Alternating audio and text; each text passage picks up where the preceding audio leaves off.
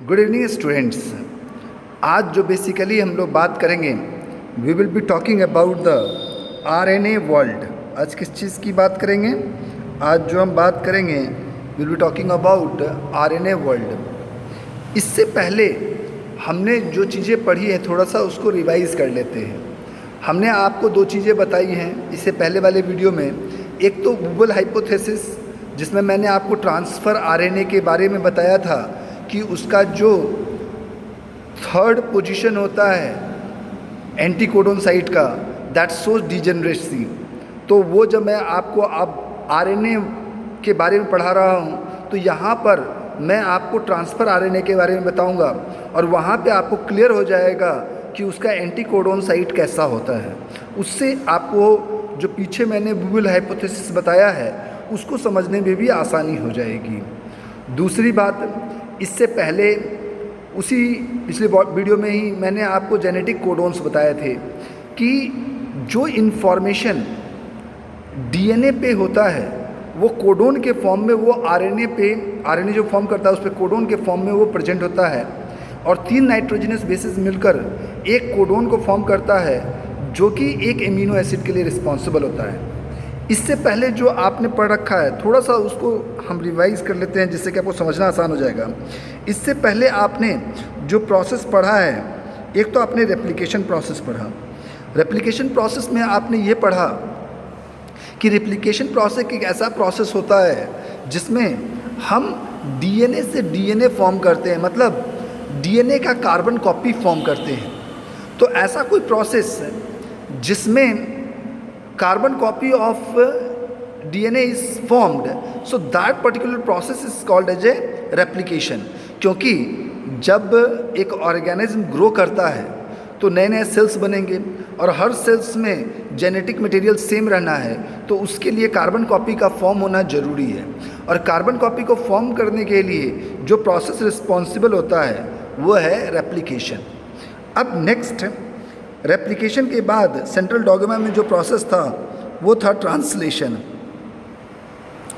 अब ट्रांसलेशन जो प्रोसेस होता है तो इस प्रोसेस में क्या होता है, जो डीएनए होता है तो डीएनए के स्ट्रैंड से आरएनए सिंथेसाइज होता है और यही आरएनए के ऊपर जो मैसेज होता है कोडेड फॉर्म में, उससे हम ट्रांसलेशन प्रोसेस के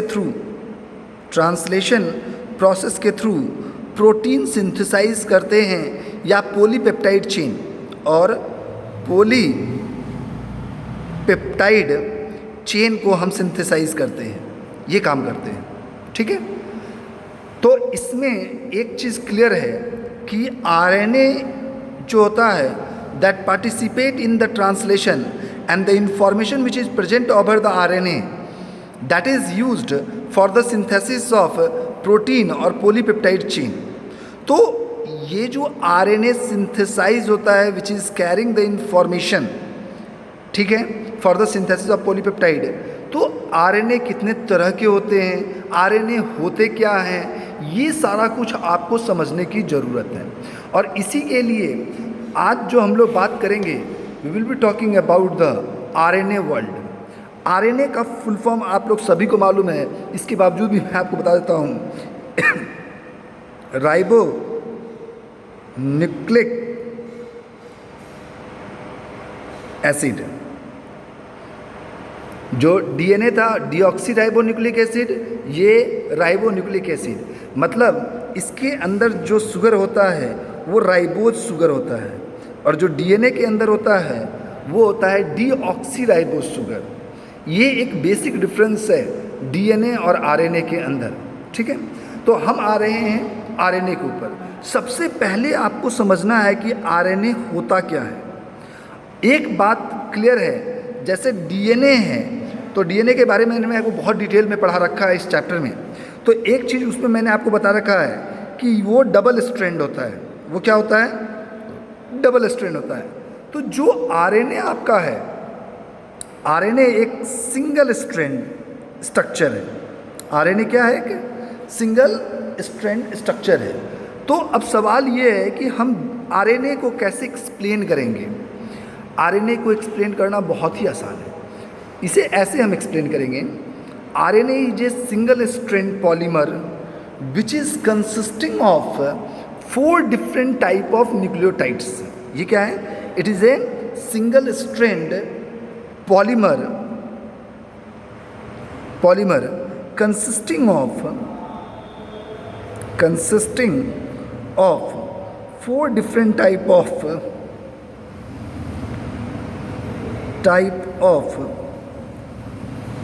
nucleotides, 4 different type of nucleotides, या आप कह सकते हो राइबो न्यूक्लियोटाइड्स, बात एक ही है, राइबो न्यूक्लियोटाइड्स। तो आरएनए क्या हो गया? It is single strand polymer consisting of 4 different type of ribo nucleotides. ठीक है, अब ये जो 4 डिफरेंट तरह के न्यूक्लियोटाइड्स होते हैं, जिसमें आपको ऐसे समझना आसान हो जाएगा कि ये जो 4 तरह के न्यूक्लियोटाइड्स होते हैं वो 4 तरह के नाइट्रोजनस बेस से बने होते हैं। और आपको मालूम है 4 तरह के नाइट्रोजनस बेस हमारे पास कौन कौन से हैं? एडेनिन है, ग्वाइनिन है, यूरेसिल है एंड साइटोसिन है। ये 4 तरह के नाइट्रोजनस बेस होते हैं, और यही 4 तरह के जो नाइट्रोजनस बेस होते हैं, this is responsible for forming 4 different type of nucleotides. और ये जो 4 टाइप के न्यूक्लियोटाइड्स हैं, ठीक है, वो आपको जैसे एडेनाइन मोनोफॉस्फेट या ट्राइफॉस्फेट, गुआनोसिन ट्राइफॉस्फेट, इस तरीके से ये फॉर्म होते हैं।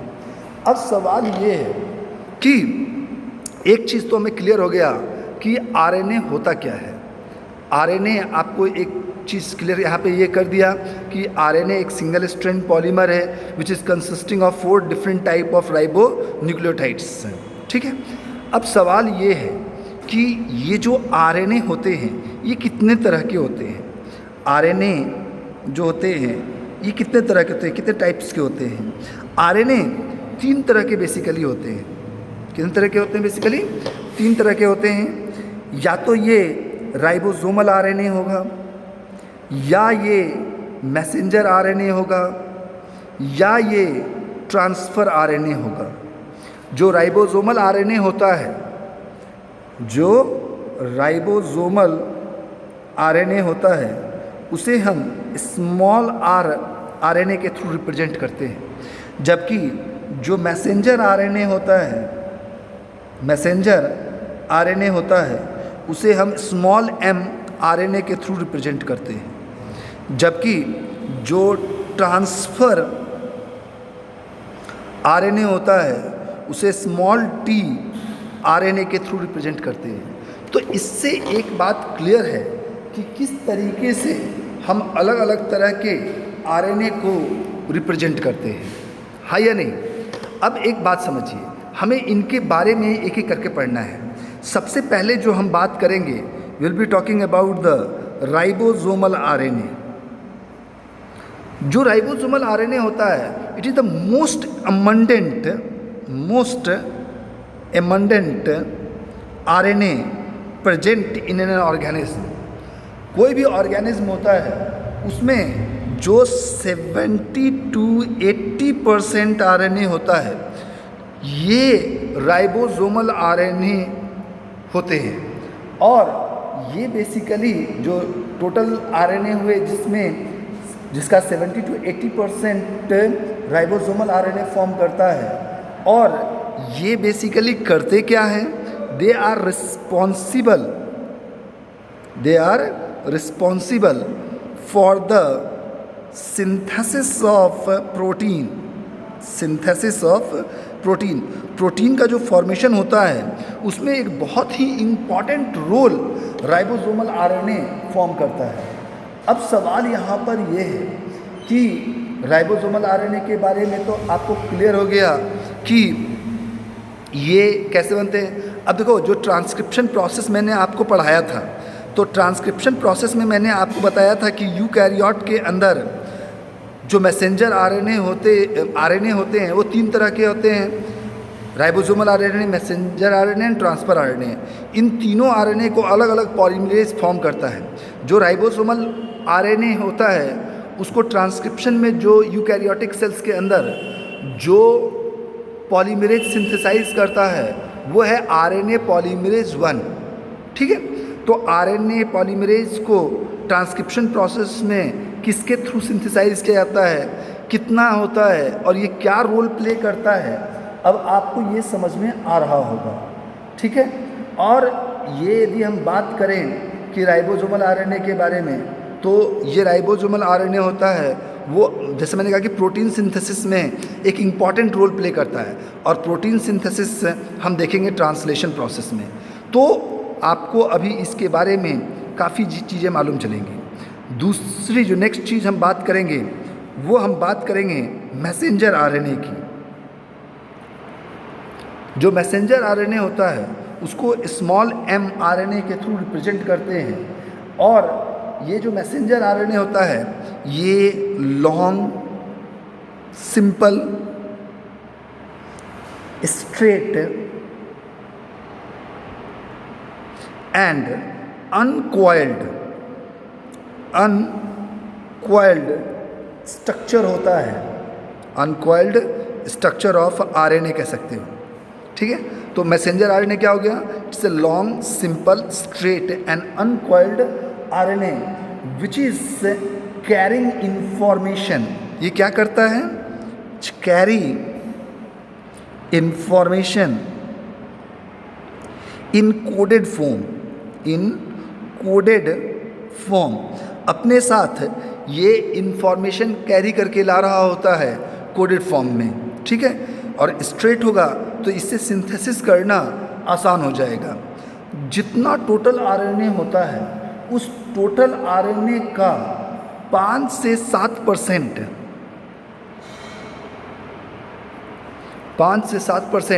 मैसेंजर आरएनए होते हैं। और आपको मैंने बता रखा है कि ट्रांसक्रिप्शन प्रोसेस में जो आरएनए पॉलीमरेज 2 होते हैं they are basically responsible for the synthesis of messenger RNA. और आपको एक चीज़ और क्लियर हो गया यहाँ पे कि जैसा नाम ही है messenger RNA, so it will be carrying the information in the coded form. और ये जो इंफॉर्मेशन कैरी करता है तो नाइट्रोजनस बेस के जो कॉन्जिक्यूटिव 3 नाइट्रोजनस बेसेस होते हैं they are responsible for forming 1 codon and 1 codon is responsible for the formation of 1 amino acid. एक चीज़ आपको यहाँ पर और समझ में आना चाहिए कि जो मैसेंजर आरएनए होता है, ठीक है, तो मैसेंजर आरएनए, इससे समझने की थोड़ी सी कोशिश कीजिएगा। मैसेंजर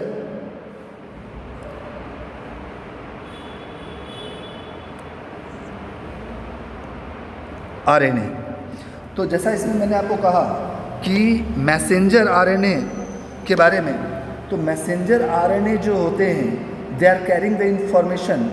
और यदि एक मैसेंजर आरएनए जो होगा या तो वो एक सिंगल पॉलीपेप्टाइड चेन को सिंथेसाइज करने का इंफॉर्मेशन कैरी करेगा, या वो मोर देन 1 पॉलीपेप्टाइड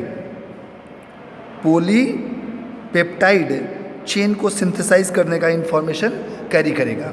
या तो वो एक सिंगल पॉलीपेप्टाइड चेन को कैरी करने का इंफॉर्मेशन कैरी करेगा, या वो मोर देन 1 पॉलीपेप्टाइड चेन को सिंथेसाइज करने की कैरी करेगा इंफॉर्मेशन। यदि वो एक सिंगल पॉलीपेप्टाइड चेन को सिंथेसाइज करने का इंफॉर्मेशन रखता है तो उसे हम कहते हैं मोनोसिस्ट्रियोनिक। उसे क्या कहेंगे? मोनोसिस्ट्रियोनिक। ठीक है, और यदि एक मैसेंजर आरएनए है and it is carrying information for more than 1 polypeptide chain, then it will be called as polycistrionic. It will be called as polycistrionic. तो कॉमनली पॉलीसिस्ट्रॉनिक केसेस आपको कहाँ देखने को मिलेंगे? आपको ये पॉलीसिस्ट्रॉनिक केसेस प्रोकैरियोटिक सेल्स के अंदर मिलेंगे, और मोनोसिस्ट्रॉनिक जो होंगे वो यूकैरियोटिक के अंदर आपको देखने को मिलेगा। ठीक है, इसमें देखो एक मैसेंजर आरएनए क्या होता है, ठीक है, कैसे होते हैं, इससे पहले थोड़े से राइबोसोमल आरएनए के बारे में एक चीज़ मैं और बता दूं आपको। जो राइबोसोमल आरएनए होते हैं, राइबोसोमल आरएनए, अभी आप जब ट्रांसलेशन प्रोसेस पढ़ेंगे तो उसमें इस चीज़ को बड़े गौर से आप देखेंगे। इसमें क्या होता है, जो राइबोसोमल आरएनए होते हैं वो दो तरह के होते हैं, कॉमनली 2 टाइप के होते हैं। या तो ये 70S होते हैं या ये 80S होते हैं। 70S जो राइबोसोमल आरएनए या राइबोसोम होते हैं, ये बेसिकली प्रोकैरियोटिक सेल्स के अंदर मिलते हैं। ये कहाँ मिलते हैं? प्रोकैरियोटिक सेल्स के अंदर मिलते हैं। और जो 80S है वो यूकैरियोटिक के अंदर मिलता है। और आपको मैं एक चीज़ और बता दूं, यूकैरियोटिक के अंदर जो ऑर्गेनेल, 2 ऑर्गेनेल हैं, माइटोकॉन्ड्रिया एंड प्लास्टिड्स। तो ये जो 2 ऑर्गेनेल हैं उनके अंदर 70S भी प्रेजेंट होता है अलॉन्ग विद द 80S। लेकिन 80S किसकी कैरेक्टरिस्टिक है? यूकैरियोटिक ऑर्गेनिज्म के अंदर। और जो आपका प्रोकैरियोटिक है उसकी कैरेक्टरिस्टिक है आपका कि वो मेनली कैरी करता है 70S, उसमें 80S प्रेजेंट नहीं होते। ठीक है, तो ये क्या होते हैं, कैसे होते हैं, ये आपको अब समझ में आ गया होगा। नेक्स्ट जो हम लोग बात करेंगे, will be talking about transfer RNA. Next हम किसकी बात करेंगे? ट्रांसफ़र आरएनए की। अब एक बात देखो, जो ट्रांसफ़र आरएनए होता है, जैसा नाम ही इसका है ट्रांसफ़र आरएनए, इसका मतलब है it is responsible for transferring. अब किसी न किसी चीज़ को ये ट्रांसफ़र करेगा, तो basically it is responsible for transferring amino acid from ribosome because the ribosomes are considered as factory of protein. And protein किस चीज़ का बना होता है? Amino acid. तो राइबोसोम के अंदर एमिनो एसिड्स प्रेजेंट होते हैं। तो इस राइबोसोम से इन एमिनो एसिड्स को ट्रांसफ़र आरएनए कैरी करके अपने साथ लेकर आता है मैसेंजर आरएनए के पास। और वहाँ पर एक के बाद एक जिस तरह का इंफॉर्मेशन मैसेंजर आरएनए पे प्रेजेंट होगा एमिनो एसिड का, उन एमिनो एसिड को एक के बाद एक जोड़ा जाएगा और एक पर्टिकुलर तरह के प्रोटीन का सिंथेसिस होगा। तो ट्रांसफ़र आरएनए जो होता है, that is basically responsible for transferring amino acid from ribosome to messenger RNA. ये कहाँ लाता है? मैसेंजर आरएनए के पास। और मैसेंजर आरएनए के पास लाने के बाद जो मैसेंजर आरएनए पे इंफॉर्मेशन होता है कोडोन के फॉर्म में, उसके accordingly 1 by 1 amino acids are attached to form a polypeptide chain, ये क्या चीज़ को फॉर्म करने के लिए रिस्पॉन्सिबल होता है? ए पॉलीपेप्टाइड चेन। तो ट्रांसफ़र आरएनए क्या करता है ये आपको समझ में आ गया। दूसरी बात ये होता है, यदि आप ट्रांसफ़र आरएनए के स्ट्रक्चर के बारे में बात करते हैं, किस चीज़ के बारे में बात करते हैं? स्ट्रक्चर के बारे में यदि हम बात करते हैं, तो ट्रांसफ़र आरएनए के स्ट्रक्चर में यदि आप 2D, 2 तरह के डायमेंशन होते हैं 2D और 3D। यदि हम 2D में देखें तो ये clover shaped, clover leaf like structure, clover leaves like structure appear होता है। जबकि यदि आप उसको 3D में देखेंगे तो it will be appearing L shaped.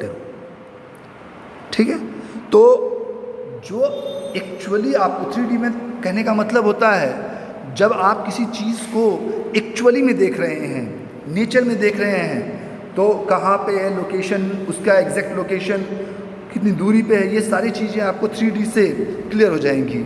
तो एक्चुअल जो उसका पोजीशन होता है वो 3D से मालूम चलता है, और वो देखने में आपको कैसा लगेगा? ट्रांसफ़र एक एल शेप्ड का। तो यदि मैं आपको एक ट्रांसफ़र आरएनए के स्ट्रक्चर को ड्रॉ करूं तो कैसा होता है वो तो देखिए आप। इसमें 2 बाइंडिंग साइट्स होते हैं,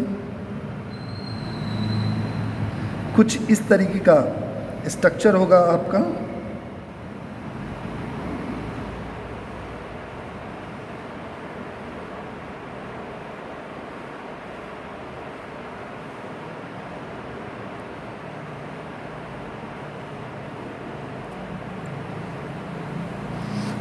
ठीक है। तो इस तरह का कुछ स्ट्रक्चर होगा। इसमें ये वाला 3' एंड होता है और ये 5' होता है, और जो 3' एंड होता है उस पर हाइड्रोक्सिलिक ग्रुप प्रेजेंट होता है। अब होगा क्या समझिए, जो आपका 3' एंड है, यहाँ पर एक साइट होता है जिसे हम कहते हैं amino acid binding site, amino acid binding site. जबकि ये वाला जो साइट है this is called as anticodon site. ये इसका नाम क्या है? Anticodon site. तो एक चीज़ आपको क्लियर हो गया कि जो आपका ट्रांसफ़र आरएनए होता है, तो ट्रांसफ़र आरएनए के अंदर 2 रिकॉग्निशन साइट्स होते हैं। क्या होते हैं? 2 रिकॉग्निशन साइट्स होते हैं। तो एक मिनट, यहाँ पर 2 रिकॉग्निशन साइट्स हो गए इसके। तो जो 2 रिकॉग्निशन साइट्स होते हैं, वो 2 रिकॉग्निशन साइट्स कौन कौन है? एक तो एंटीकोडोन साइट है और दूसरा एमिनो एसिड बाइंडिंग साइट्स हैं। ठीक है। इसके अलावा इट ऑल्सो कंटेन 2 लूप्स। ये 2 लूप भी कंटेन करते हैं। और ये 2 लूप कौन कौन से हैं? ये दोनों लूप्स। इनमें जो 1 है this is called as pseudo uracil और स्यूडो यूरिन, स्यूडो यूरेडिन। तो इस वाले साइट को हम क्या कर रहे हैं? Pseudo uridine. And this is basically responsible for attaching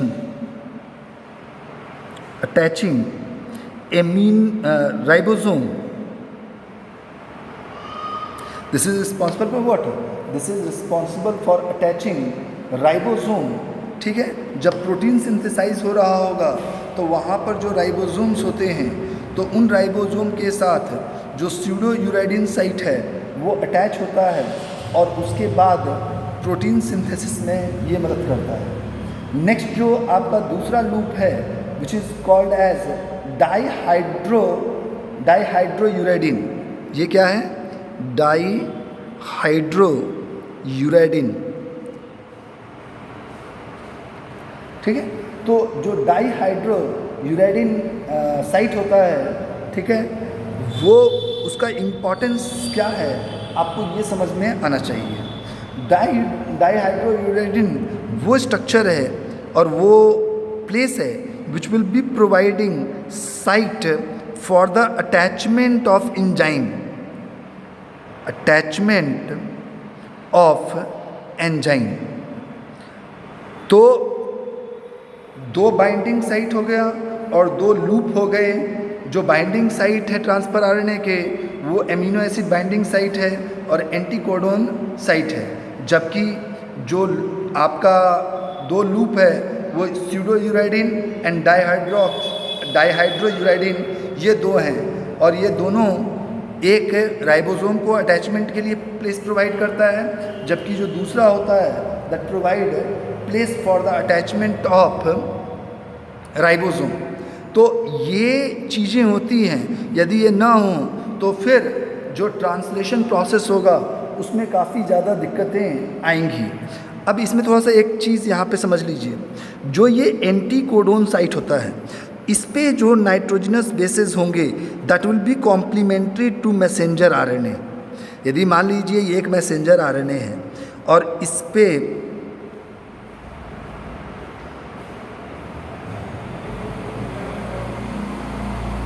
मान लीजिए ये ए है, ये जी है, ये यू है, ये यू है, ये सी है, ये सी है, ए है। ठीक है। तो यहाँ पर ये जो एंटीकोडोन साइट होगा तो ए का कॉम्प्लीमेंट्री क्या होता है? यू आरएनए में। ठीक है।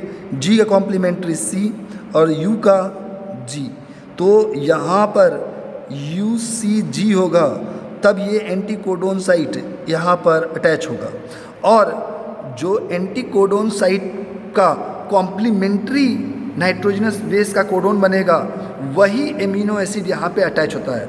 मतलब यहाँ पे जो एमिनो एसिड होगा, ठीक है, यहाँ पर जो एमिनो एसिड अटैच होगा, वो एमिनो एसिड ये मैसेंजर आरएनए पे जो कोडोन जिस एमिनो एसिड का इंफॉर्मेशन कैरी कर रहा होगा वही होगा या नहीं। जैसे मान लीजिए UCG है, तो U का कॉम्प्लीमेंट्री क्या हो गया, A, C का G और G का C, A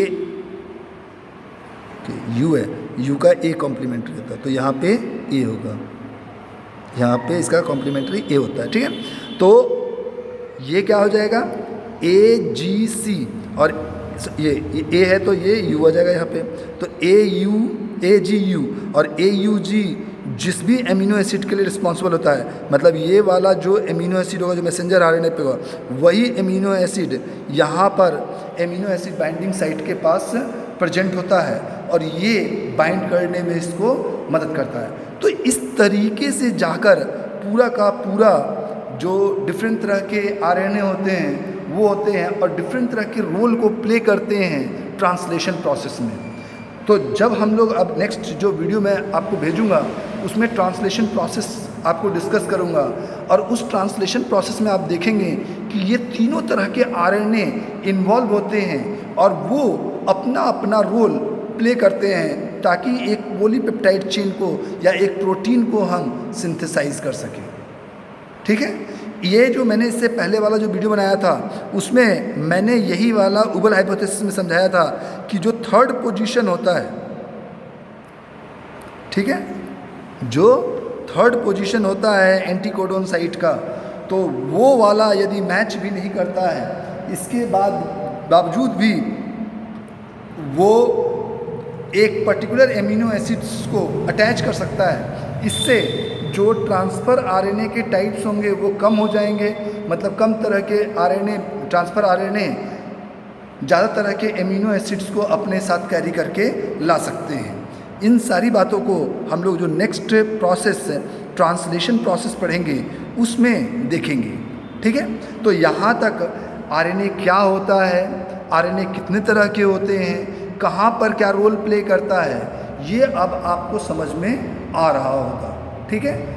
तो इसमें कोई प्रॉब्लम नहीं है। तो नेक्स्ट जो वीडियो हम आपको भेजेंगे उसमें आपको ट्रांसलेशन प्रोसेस के बारे में देखना है और यहाँ तक आपको कोई प्रॉब्लम नहीं होना चाहिए, ठीक है। और यदि कोई प्रॉब्लम है तो आप भेजिए, उसे हम सॉर्ट आउट करेंगे, ठीक है। आपको ये समझ में आना चाहिए कि क्या होता है, किस तरह का होता है, क्या बाइंडिंग साइट्स होते हैं, कौन से लूप्स होते हैं, जिससे कि कोई भी क्वेश्चन आपसे पूछा जाए तो बड़े आप आराम से उसका आंसर दे सकें, ठीक है।